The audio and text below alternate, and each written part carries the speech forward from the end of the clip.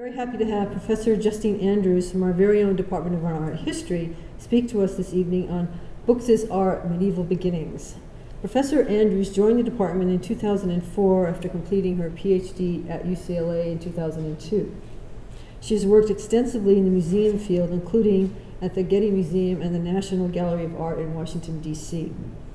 Andrews received a Fulbright Faculty Research Fellowship for study in Cyprus in 2008, where she was in residence at the Cyprus American Archaeological Research Institute. She has many scholarly publications to her credit, and in her most recent work, she analyzes the relationship of identity to Gothic art and architecture from Nicosia and Famagusta, Cyprus. So please join me in welcoming Professor Andrews. I promise I will talk louder, I'm just not in my groove yet. Okay. So again, thank you so much for being here, and if you are one of my students, I'm doing something a little different. I'm not having any text on the slides, I'm just showing you art. So my hope is that you will look at the images, and I will let you know what you're seeing, and if you have any questions, though, feel free to ask me afterwards. I'm happy to tell you the stats on any image that I show. But this exhibition has gathered the exceptions, books that we see as art objects. Whether utilitarian or not, the art object is one that is treasured and has value beyond its function. Books, therefore, have held a special place in the history of art as objects that have been created and sought out for their special value. Who loves books? If you're a fan of Arturo Pérez Reverte's novel, Le Club Dumas, or the Johnny Depp movie based on it, and when else could I bring up Johnny Depp in a lecture? I had to do it. Show Johnny Depp as a bibliophile. Perhaps you think of corrupt book dealers, according to that story, and nefarious historians, one of my favorites. But also, everyone would include librarians, academics, clergymen, and in this exhibition, the list gets longer and includes poets and fishermen, artists and scientists, architects and queens, and dare I presume all of you. And the love of these books stems from a different place for each of us. For some, it's the preservation of knowledge and ownership of something rare. For others, the spiritual journey offered by the text and the images. And for still others, the record of data and information. The love of books as precious objects of art is displayed here in this exhibition, and has roots that reach back through history to the earliest books and the flourishing of book or manuscript making in the Middle Ages.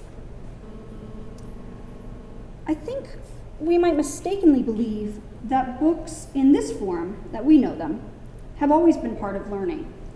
We picture Plato and Aristotle teaching with book in hand, you see in here, pontificating on a number of subjects. The book symbolizes for us learning and ideas. But the form of books that we know, in fact, what you see here in a detail from Raphael's School of Athens from 1510, is properly called a codex. And this is not the ancient form of the dissemination of ideas, nor would I argue were the first books the tools of the teacher and student. The ancient world was a world of primarily oral communication, oration, dialogue, rhetoric, speeches, epic prose, or poetry. All of these were spoken forms of information or entertainment.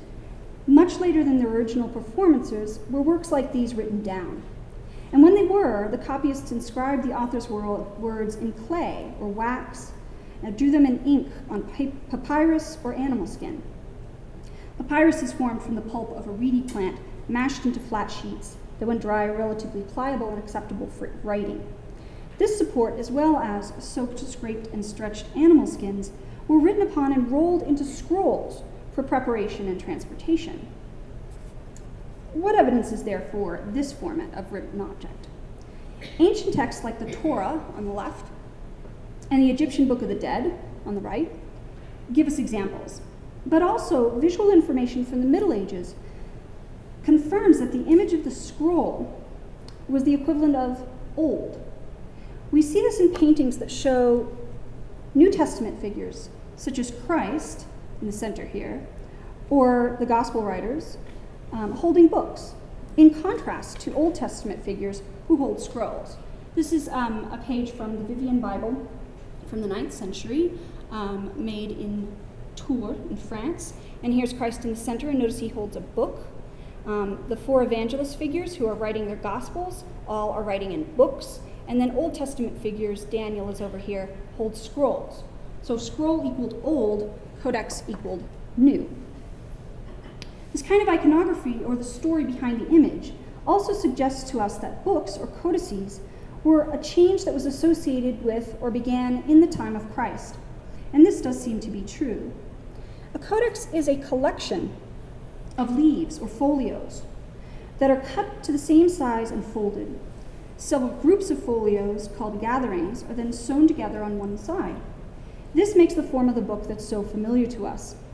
Fascinatingly, in some ways, we've gone back to the idea of the scroll, because most of us scroll up and down in the computer, and you find your thumb or your hand getting tired as you're going up and down. But then, as Michelle mentioned, with digital books like on the Kindle or iPad, they've of course developed the software to take us back to this modern technology of books, and you can flip through pages digitally on those devices.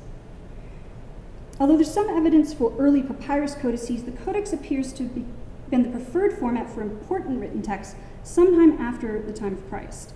In our earliest illuminated or painted examples, which date from the 4th and the 5th century of the Christian era, it was particularly suited to the new texts of the Gospels, the stories of the life of Jesus of Nazareth attributed to the four evangelists, Matthew, Mark, Luke, and John. Should a reader wish to compare one gospel to another, this is much more easily achieved with a codex by flipping folios rather than scrolling up and down to find the sections of the text in a scroll. Writing something down helps us preserve it, and binding it in a book form goes even further to this end. But what is the necessity for adding imagery to the pages or folios and binding of a text? Some immediate answers to this question are to remind the reader of the section or topic of the text, or to break up the text into sections. And this is true of most books, but especially early books through the Middle Ages, when writing did not make use of punctuation, and lines of text were continuous. The earliest painted codices, which date from about 400 CE, include images like this, interspersed with the text. But it's not sufficient to entirely believe them to be just readers' aids. What else are they doing? A 5th century illustrated text of Virgil, which you have on the left, that survives, includes scenes from text interspersed with the written word. And the oldest illustrated biblical text also survives from this time in fragments. You see it on the right. It's called the Nrnberg Itala, also dating to around 400. The remaining 6 folios of this manuscript, like their classical counterparts, show scenes in the late antique style. In addition to helping the reader through the text, through a text that the reader likely already knew quite well, if not had already memorized, we should consider how or why the visual arts came to be associated with books. 2 additional motives for adding imagery, 2 additional motives for including imagery continued to develop through the Middle Ages. The first is that art marks the book as precious, and thereby gives status of ownership to the patron, or the owner of the book. The second is that as the classical texts faded in popularity, the books of Christian scripture were the most prevalent illustrated texts in Western Europe and the Eastern Roman Empire. These artistic productions had the added function of leading both the producer, either the painter or the scribe, and the reader through a spiritual journey, a journey that was distinct, although parallel, to the written text. Indeed, the 2 major components of an illustrated or illuminated book, both of those words referring to paintings within a book, are the text and the images. While I'll add to that the bindings or covers of books in a moment, I'm leaving out the extraordinary skill and artistry that goes into the first part of production, the material of parchment. Parchment was the primary support for paintings within books from the 5th century through the 15th century. Parchment, without getting into too many gory details, is produced by a process of soaking, scraping, and stretching animal skin until it's extremely soft and pliable. The finest parchments, sometimes called vellum, from the Latin word made from calf, could have the texture and feel of a thin piece of paper. Less fine examples, which Angelina and Leilani are passing out some examples of parchment that I have, little cards, and then a larger piece. These are less fine examples, and they still show the hair side versus the flesh side. You can kind of note the difference of each side. Some have holes or breaks where there was a bug bite or an imperfection in the skin. And then later in more modern material for books, of course, is paper, something we're more familiar with, I think. Paper, especially in the Middle Ages, primarily made from cloth or wood pulp. It's a product that can be created in the most artful of manners, and during the Middle Ages was largely used for painted manuscripts in the Islamic East. And I'll show you a couple examples of those. So manuscripts, the word for books made by hand, were often made by a team of scribes and artists, either in a monastic scriptorium, a special workshop for making books, or later in the Middle Ages by groups or individuals in an urban setting who specialized in producing one part of the manuscript. One exceptional instance is the manuscript called the Lindisfarne Gospels. In this extraordinary example, one monk named Eadfrith, the leader of a monastic community called the Lindisfarne Priory, which is situated on a tidal island off the northeast coast of England, he wrote and painted this illuminated manuscript between 698 and 721. Most powerful in this manuscript are the introductory pages to each gospel, in which you see one here, the beginning to the Gospel of Matthew, which shows us the portrait of the evangelist. And just to point out some of his familiar attributes, not only could, of course, we read in Greek, O Agios Mattheos, St. Matthew, but he sits here and writes in a book, and he has his sort of symbol, the man or the winged man, sometimes an angel, to show us that that's Matthew. The portrait of each evangelist is followed on the next page by a carpet page, named so for its intricate interlace and textile-like appearance. So also from the Lindisfarne Gospels, the next pages, as you turn the page from Matthew, the beginning of his gospel and text, with a carpet page which faces the initial page, the beginning of that text. Facing that carpet page, as I said, is the text of the gospel, and it begins with a lavishly decorated initial. So outside of the manuscript's just exquisite imagery that combines Anglo-Saxon, Celtic, and Roman styles, it reminds us of the deeply religious context that the artists and scribes of this era worked in. The production of this manuscript was an act of faith by Eadfrith, who worked on the project until his death, leaving the manuscript unfinished in 721. Although the manuscript was added to somewhat after the death of Eadfrith, it is important to note that the monk had artistic control over the production of the book and carefully laid out and lined each folio for the letter forms, large and small. He also planned and executed the elaborate gospel writers' portraits and carpet pages, in effect conceiving of the whole book as one work of art. And I would argue this is not entirely different from many of the works of art in this exhibition. Modern and contemporary artists like, there's a detail of the first word of that elaborated initial page. But in modern and contemporary examples, like the example in this exhibition by Henri Matisse, which you see on the far wall towards the entrance, these are two other pages from that book. These artists have created books that, while stylistically minimal compared to our medieval example, are nonetheless singular objects in which the text is carefully formed and laid out in relation to the images. The images are produced as reflections of the text, as well as being integral to the book as a whole. Although the artist Henri Matisse worked in many media, he's probably more famous as a painter than as a lithographer and book designer. And this is his Madame Matisse from 1907. The relationship of painting to book illustration, however, is also deeply rooted in the art of the Middle Ages. Medieval painters did not always distinguish themselves as fresco painter, panel painter, or manuscript painter. In fact, several artists worked in more than one form, such as the Flemish artist Jaan Van Eyck. Van Eyck is certainly more famous as an early Northern Renaissance painter of oil paintings on panel, such as on the left his Arnolfini portrait from 1434, or his portrait of a man in a red turban from 1433.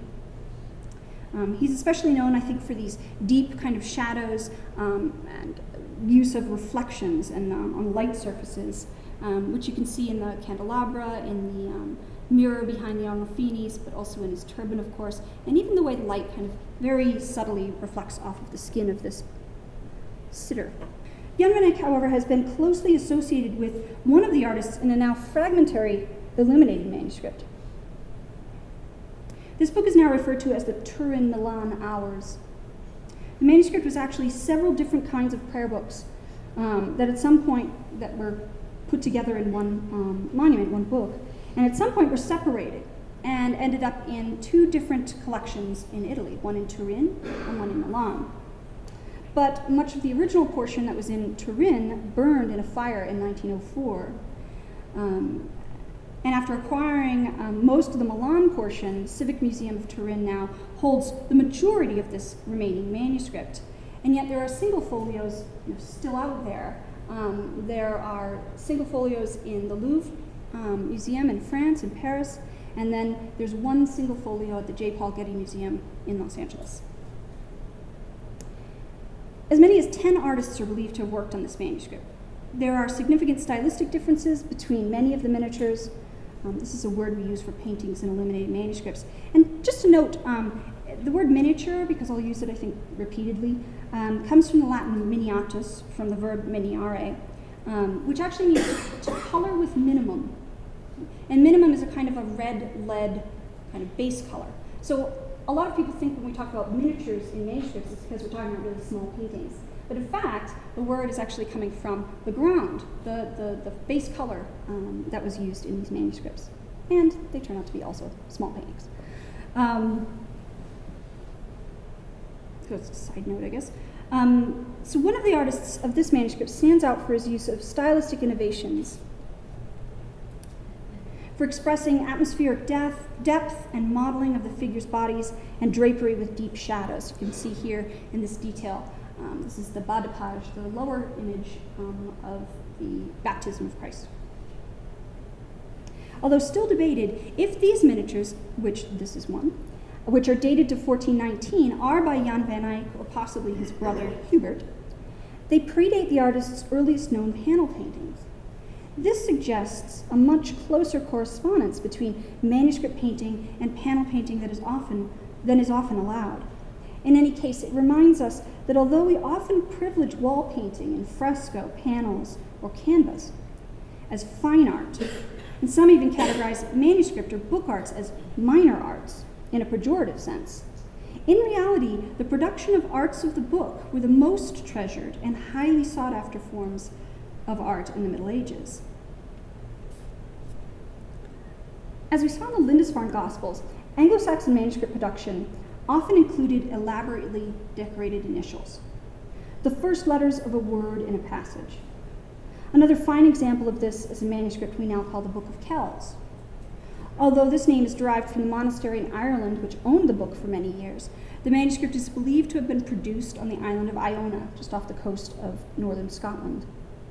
Artists of the Middle Ages spent considerable time and effort in planning and executing letter forms of their manuscripts. Here we can see incredible detail and playfulness of the letters. Again, these decorations could function in practical ways, to highlight the start of a new chapter or part of a text, and also in more symbolic or even spiritual ways. And I'll just point out that this is the Chi Rho page, taken from the first two letters, Chi and Rho, of Christ's name. Looks to us a little bit like an X and a P, and then an I or a iota. So here's the X, here's the Rho, and then the iota, so the first three letters of Christ's name. And then this is a detail from this area here, just to show you how intricate these kinds of initials could be in their painting. And so it creates this symbolic or spiritual kind of part of the text. In the 12th century, a writer named Gerald of Wales wrote in reference to the Book of Kells, or possibly another Anglo-Saxon manuscript. And he said, quote, "Look more keenly at it, and you will penetrate to the very shrine of art. You will make out intricacies so delicate and so subtle, so full of knots and links, with colors so fresh and vivid, that you might say that all of this were the work of an angel, not of a man." End quote. In other periods of time, medieval artists sought to create letter forms, what again we might call fonts or typeface, that offer the reader more clarity. So not too much further after the Book of Kells, which is dated about 800, is the Utrecht Psalter, the Book of Psalms, in Utrecht now, probably made in Reims in France, about 814. This is one page from that Psalter, and a wonderful example of the text form called Carolingian Minuscule. These letters, if you see them, they're very clear. They're measured in width and height, although still without using punctuation and minimal spacing between words. They reflected the contemporary interest in learning and the copying of texts with clarity. These letter forms were developed by scribes working under the patronage of the Holy Roman Emperor Charlemagne. They explored ancient Roman texts and inscriptions, as well as earlier manuscripts, such as the Book of Kells, for models. Later in the Middle Ages, however, the letter forms changed to reflect a broad stylistic trend in the arts that might be characterized simply as verticality. The letters in books began to emphasize their verticality, and we see the tops and the bottoms of the letters becoming sharply pointed. This period of Gothic script from the 13th through the 15th centuries was, and still is, difficult to read. You can see this in a folio of an early 15th century book of hours called the Trévigier from about 1412 to 1416 on the left, and in the page from the facsimile of the late 15th century Book of Hours of Isabel of Castile, which is in this exhibition on the right. Medieval scribes also used many abbreviations in compact form in order to most efficiently use the space of the page. Remember, the more pages or folios meant the more animals were needed for the production of one book. If we look carefully at books in this exhibition, the letter forms are equally carefully chosen and crafted. In Barbara de Genevieve's Fashion Photo Barbie and Malibu Ken book, which is actually just here, near the projector on the wall. In de Genevieve's book, the slightly slanted and curvy letter forms perhaps suggest the youthfulness and playfulness of the visual subject matter. She uses these photographs of the dolls, Barbie and Ken, in a variety of ways. Behind me, which I don't have an image of on the slide, but in the Aesop's Fables by Dame Elizabeth Frink, the delicatness of her lithographs is mirrored by the typeface on the opposite page, the same kind of delicateness, especially with the color. And then across the gallery, in Frank Lloyd Wright's book, An Autobiography, the text itself becomes architectonic, reflecting the clean lines of his building style. Working our way outward from the text, we're confronted on many pages by the border. The earliest manuscripts used very simple borders or none at all, and while this style continued to be used, more prevalent in the later Middle Ages were intricate borders framing the images in the text. Sometimes the border could include additional visual information or commentary on the text, or primary miniature. One intriguing example is seen in a very small, this manuscript that I'm showing you in a kind of funky photograph, but as an opening, is only 3.5 inches tall. It's very, very small. It's a manuscript made for the Queen of France, Jaan Van Eyck, and it's called The Hours, or the Book of Hours of Jean Deveraux. It was painted between 1324 and 1328 by the French artist Jean Poussel. The images are painted in a technique unusual in France at the time, called grisaille.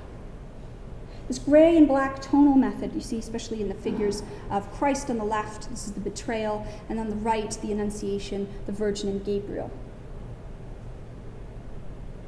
The gray and black tonal method makes the figures look almost sculptural and emphasizes the three-dimensionality of the images. The borders here are filled with figures that appear to hold up the frames of the central images, or cavort in games or jousts, which likely had moralizing messages. In the 15th century Book of Hours of Isabel of Castile, which again we have a facsimile of in this exhibition, offers the more usual form of border decoration. Surrounding the framed image and text is a wide space filled with scrolling vines populated by elaborate flowers and brightly plumed birds. These vines and flowers are found again for us in this exhibition, in an example called the Kelmscott Chaucer from 1896. And that, I believe, is just over there across the gallery. Like medieval manuscripts and much of the artwork in this exhibition, this printed book was the accomplishment of many artists, as well as the product of one artist's vision. William Morris was an English artist in the late 19th century who was closely associated with the artist collective known as the Pre-Raphaelites. Morris consciously created in this Chaucer a work that drew from the model of medieval manuscripts, yet incorporated his own and his contemporaries' styles. He designed the 4 typefaces himself, as well as the initials and the borders. His friend Edward Burne-Jones, a Pre-Raphaelite painter, created the 87 figural illustrations. As a designer of textiles, it's not difficult to imagine that William Morris had many of his own models for the intricate border patterns of his printed book. He was also deeply influenced by 15th century printed books and sought to emulate their production with traditional methods. The type of book that William Morris admired was surely the late 15th century Nrnberg Chronicle, of which in this exhibition we have one page and a facsimile shown.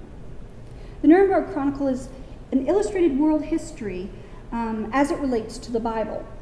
The woodcut illustrations are from Michael Vogelmodt, whose apprentice was the famous Albrecht Dürer.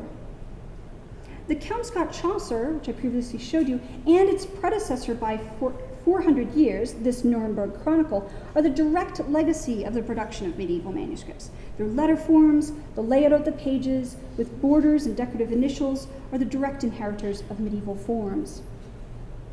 These medieval forms within a manuscript have been admired for centuries, but if we draw back a step further from the art object, we're reminded that books have many facets. We hold them in our hands, we read them at a table, and we turn their pages. And in fact, the image of books that we encounter most often is likely the closed book and its cover, which you see one cover on the left. It's the cover that reminds me repeatedly that a manuscript is more than each individual miniature, line of text, or eliminated initial. Closed. The codex perhaps reflects its Latin root word meaning wooden block. The book becomes almost a 3-dimensional sculpted work of art. Others have even called it a type of reliquary or a container for a holy object. In the Western European Middle Ages, this is often referring to the scriptures. For most medieval viewers, it's with the closed book that they would have had the most experience. Since most people in the Middle Ages could not read, the text would be largely inaccessible to them. Yet a priest might carry the Bible through the church or place an important book on the altar. As we can see in a miniature of a presentation scene here on the right, also from the Vivian Bible, where monks and clerics are presenting the Bible to Charles the Bald in the 9th century. In case you can't see it, it's being held very delicately within a cloth, signifying its kind of sacredness of that book, and they're presenting it here to the emperor. The forms of binding folded folios of parchment can range from the simple, using leather straps and wooden boards, to the most lavish, sometimes called treasure bindings, an example you have here on your left. They use precious metal, jewels, and ivory. These special coverings were primarily used for display manuscripts, such as the Gospel book, which might be carried in procession or presented, as I said, at an altar table. Examples from the 9th century, which the image on the left is the cover of that same book you just had on the left. These 9th century images include the Lindisfarne Gospels here on your left, which is in the Morgan Library in New York, and on the right, the Codex Aureus of St. Emmeram, which is now in Munich. They both create a composition of a cross with an image of Christ in the center in gold repoussé metalwork and a border of precious gems. The projection of the gems helps to protect the gold figures when the book is laid flat or opened. Both of these manuscripts and their covers were produced for an important patron, the Holy Roman Emperor, again, Charles the Bald. Another example of an 11th century manuscript and its cover from Regensburg, Germany. It's now in the Walters Art Museum in Baltimore. This cover has silver, copper gilt, ivory, and rock crystal covering the wooden boards. The placement of the vine scroll plaques creates a cross with an oval rock crystal in the center. So these are what I'm calling the vine scroll plaques, and of course they're framed by 4 ivories. The crystal covers a gilt image of the crucified Christ and also includes a sliver of wood, possibly the relic of the true cross, that is the cross upon which Christ was crucified. The ivories show images of the four evangelists, although the bottom left example is a 19th century replacement. The four bosses, or the round raised metal forms on the corners, are also later replacements. But like the projecting precious stones of the 9th century examples, these help preserve the central feature when the book is opened and the cover rested on a table or a lectern. Well, the patrons of the photographic albums and their covers in this exhibition were probably not of the same status of our 9th century Emperor Charles the Bald. They too wished to experience the art of their photo album in its entirety. Rather than only being able to enjoy the contents of their photos, they've created fine covers with lacquer-covered boards, and also a cover that incorporates sculptural forms, not unlike the ivory plaques of our 11th century German example. I encourage you to look at the examples in the far back corner of these covers, and then these are two similar covers to the one in the exhibition, lacquer-covered photographic albums from late 19th century Japan, rather. Well, these books were not processed through a church. They were likely brought out for viewers with a certain amount of ceremony and provided a visual excitement outside of the experience of viewing their interiors. The late 19th century photo book cover here in the center with inset photos is again similar to one of the ones on display in this exhibition. And then on either side are two photos of owners also from the late 19th century who've posed with their albums, showing that, not unlike medieval owners, their book was a treasured object beyond just its contents. So notice that they are showing themselves holding these books or displaying them as they're being photographed as if it's an element of status or, again, a precious object that they value. It's obvious from the many examples in this exhibition that we treasure our photographs and prints as much as the medieval patrons treasured their texts and images. The obvious medieval texts that were given special artistic consideration and transformed into art objects were the scriptures, the Old Testament, the Gospels, and sometimes historical chronicles, those especially of famous heroes. But in addition to these texts, scientific texts were elaborated with paintings, and by the late Middle Ages or early modern period, individual painted pages were becoming singular works of art, dissociated from specific texts. The text of medicinal plants and animals, called the De Materia Medica, attributed to the ancient Greek physician Dioscorides, is one example of a scientific text that perhaps did not require images. Several examples exist that have no images at all. A luxury edition of this text, which you see two folios from here, was produced in the 6th century AD for the Byzantine princess Juliana Anicina. Now in the Austrian National Library in Vienna, so it's often called the Vienna Dioscorides, the manuscript includes more than 400 images. The miniatures of the plants and animals are done in a naturalistic style, many of them offering details, roots, stem, leaves, and flowers. Not all of these details could be present when viewing a plant in the wild, but the illustration give as much visual information as possible to the reader. Yet, when we think of the owner of this manuscript, again, a Byzantine princess, are we to believe that she used this volume to seek out these plants? Probably not. This book was an object that marked her status. In fact, there's a portrait of her at the beginning of the manuscript. And yet, an Arabic-speaking owner at a later date must have believed the text important enough to annotate in his own language and had some kind of usability. Here's just one example. There are these Arabic annotations throughout the manuscript. So scientific manuscripts in the Middle Ages are complicated by their distinction from our notion of accuracy as it relates to medicine and science. The Dioscorides texts continued to be copied and illustrated throughout the Middle Ages, the images becoming more abstracted and less naturalistic, so you can see in this Iberian 13th century example in Arabic. And at the same time, manuscripts on medical treatises, such as that by the ancient Roman physician Galen, were copied and also illustrated. In this example, from about 1292, we have a series of images of the various systems of the body, the musculature, the skeletal, and here on the left the veins and on the right arteries. Dissections, while not necessarily commonplace, did occur in the Middle Ages. So are we to imagine that this is what a surgeon saw when he cut open a body? Of course not. The images and their inclusion in books instead serve to elevate the medical profession and provide a symbolic representation versus a step-by-step guide. One might imagine the collections of photographs of micropathogens from the early 20th century, which are on the opposite side of this wall here.